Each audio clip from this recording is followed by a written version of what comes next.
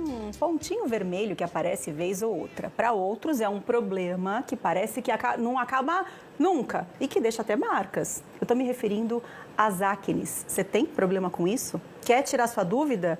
Então participa do nosso quadro de saúde.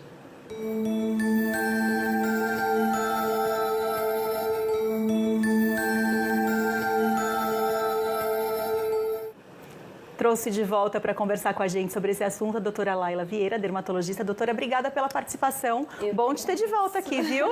Obrigada, Marcela. Eu que agradeço a oportunidade. E aproveito a oportunidade para te desejar um parabéns pelo Dia dos Médicos, obrigada. Viu? Que vocês continuem com essa competência, que vocês sejam sempre valorizados, que é o mínimo que o paciente pode fazer. Parabéns, viu? Esse é o nosso propósito, né? Doutora, eu falei da acne. Tem gente que fala assim, nossa, eu tive vez ou outra quando eu era adolescente, nem sei mais o que é isso. E tem gente que parece que o tempo passa e a acne não vai embora, não acaba nunca. Por que tem pessoas que têm mais tendência para isso? É correto a gente encarar dessa maneira? Tem algumas pessoas que têm essa propensão? Sim. E essa palavra eu acho que é ótima, né? A gente falar em tendência.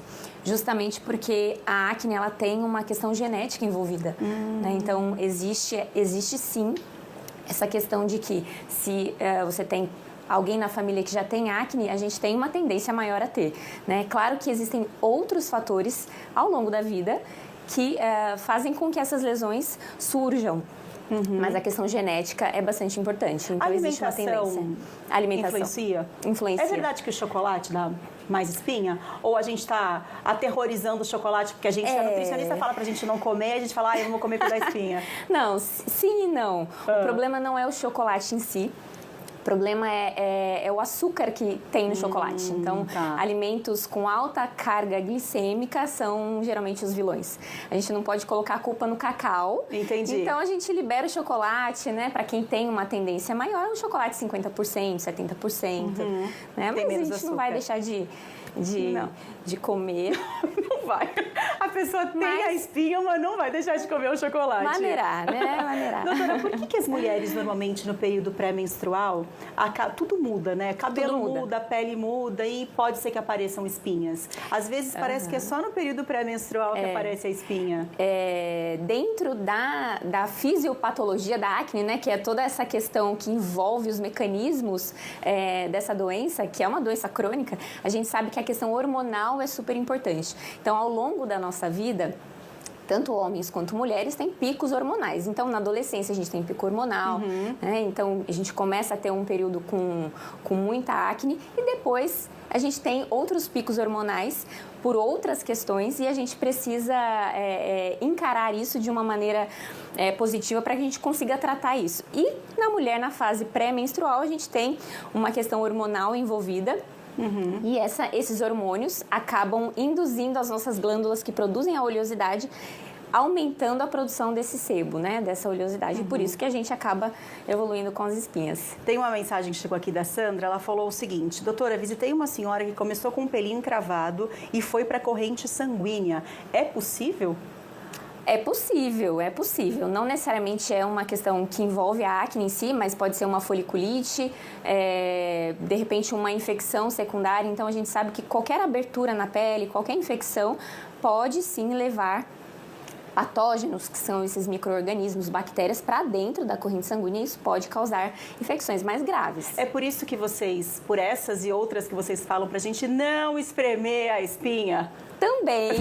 Porque eu já tenho um amigo meu que falou o seguinte, aí eu já falando de casos particulares, tem um amigo meu, que eu não vou dizer o nome para não expor, mas ele trabalhou comigo na minha antiga casa, sabe? E ele disse que estava com uma espinha no pescoço e estava incomodando. Ele falou, vou lá, espremeu. Ficou um caroço, ele ficou internado. Super. Isso, assim, existe esse risco? Não é só uma questão de ficar com uma marquinha na pele? Existe um risco maior de você espremer? Não, existe. São quadros mais raros, mas a gente tá com a mão suja, a gente tem, né, a gente precisa de uma questão mais, de uma limpeza maior para fazer qualquer tipo de procedimento, mesmo que seja superficial. Então, a gente pode sim levar micro-organismos, patógenos ali para dentro e causar uma inflamação, uma infecção mais grave. Mas, no geral, as manchas e as cicatrizes são os fatores que mais preocupam ali no dia a dia, né? Sim. Tem uma mensagem da Tânia, de Jacareí, que ela falou que o filho dela tem 14 anos e ela gostaria de saber se ela pode usar algum sabonete específico para lavar o rosto dele. Ele falou, já apareceu espinha até no nariz. Ai, meu Deus. Nessa época de 14 anos é mais complicado mesmo, né? É justamente a fase em que os hormônios, que a gente chama de hormônios andrógenos, né? Que são aqueles hormônios do sexo masculino, mas que também estão presentes tanto em homens quanto mulheres. Quando a gente tem um pico hormonal, que é na adolescência, a gente tem um aumento dessas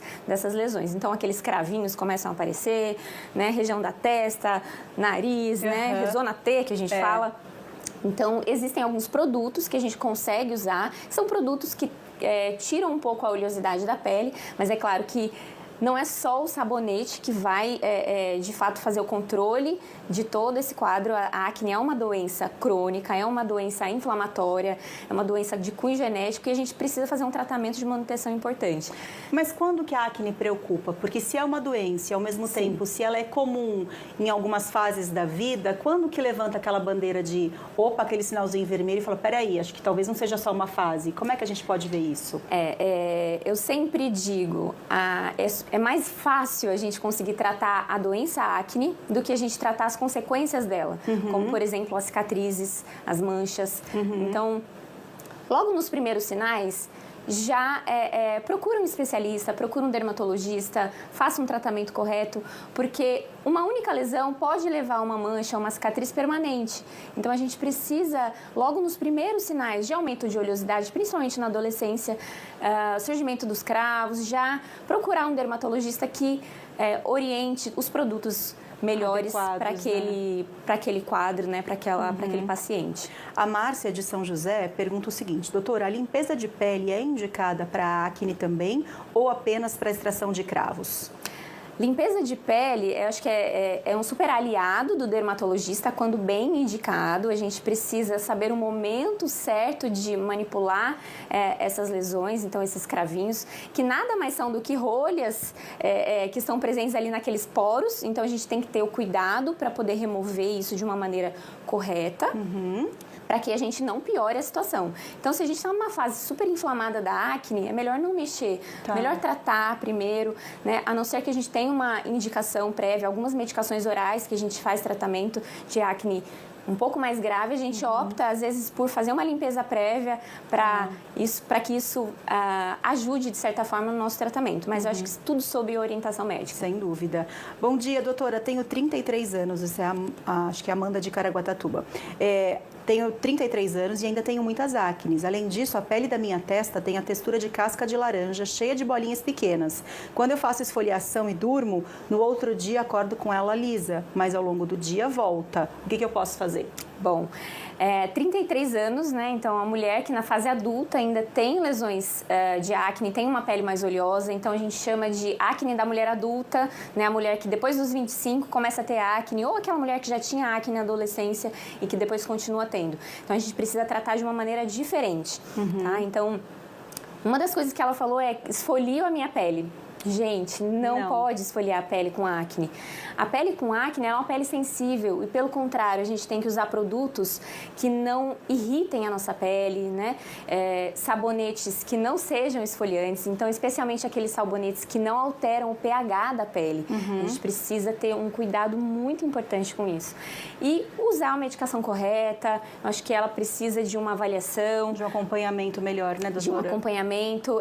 Inclusive, existem algumas doenças endocrinológicas que podem causar acne, inclusive. Então, a gente, diante de outros sinais, é importante que a gente investigue com exames laboratoriais e faça um acompanhamento. Então, acho que é super importante ela procurar um especialista. Uma ajuda. E é importante esse alerta, viu, Amanda? Porque, às vezes, a gente se acostuma com algumas coisas, algumas reações do nosso corpo. Então, assim, tenho espinha há anos e acne já me acostumei. Às vezes, você pode estar com algum outro probleminha de saúde que a acne está só dando um sinal de que algo não está bem no seu corpo. Então é importante que a gente conheça o nosso corpo. Por isso que eu gosto sempre do nosso quadro de saúde, de abrir para as perguntas de vocês, porque às vezes o que pra gente é natural não deveria ser natural. Exato. E a gente às vezes perde a oportunidade de cuidar da nossa saúde porque a gente normaliza certos sintomas, certos quadros que não deveriam ser normalizados. Fabi de São José pergunta o seguinte, doutora: bom dia, Marcela, Deus abençoe vocês. Amém. A você também.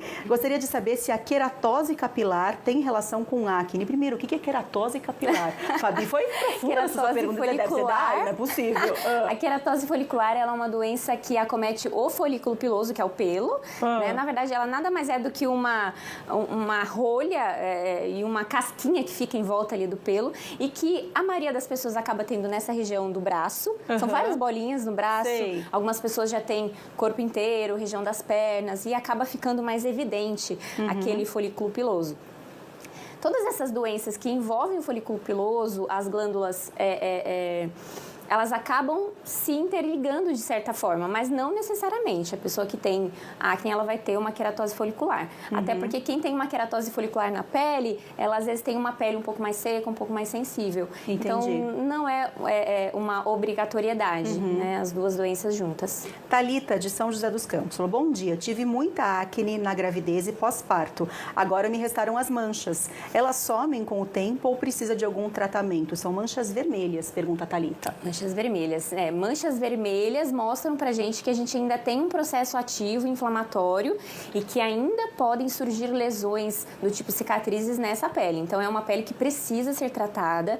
Ela já passou por essa fase maravilhosa, né? Que é a fase de gestação, amamentação, enfim. É uma fase... a gente se dedica totalmente àquele pititico, né? Mas eu acho que depois a gente corre atrás do prejuízo. Sim. Tem sim como tratar. Mas a gente precisa lançar mão de algumas tecnologias de tratamento contínuo em casa, né? Então, usar produtos adequados e... se a gente tem manchas e cicatrizes, aí a gente precisa intervir um pouquinho mais. Então, isso em consultório, a gente consegue alinhar todo esse tratamento. Érica Sanches, de Taubaté, pergunta se furúnculo também é considerado acne. Ela falou que saem muitos furúnculos nela, mas que acne, espinha, ela não tem muita. Tem relação, doutora? Tem uma relação, existe, na verdade, todas algumas doenças que estão relacionadas, né? E justamente aquela questão das doenças relacionadas ao folículo piloso, que é o pelo, né? Então, a gente tem a glândula sudorípara associada. Então, a gente precisa, de certa forma, quem tem uma tendência maior a ter uma dessas doenças acaba tendo outras doenças, mas também não é uma obrigatoriedade. Pode, sim, estar presente outras doenças associadas aos pelos, mas não é uma obrigatoriedade. Quando vocês falam, por exemplo, que a gente precisa fazer o famoso skincare, cuidar da pele, né?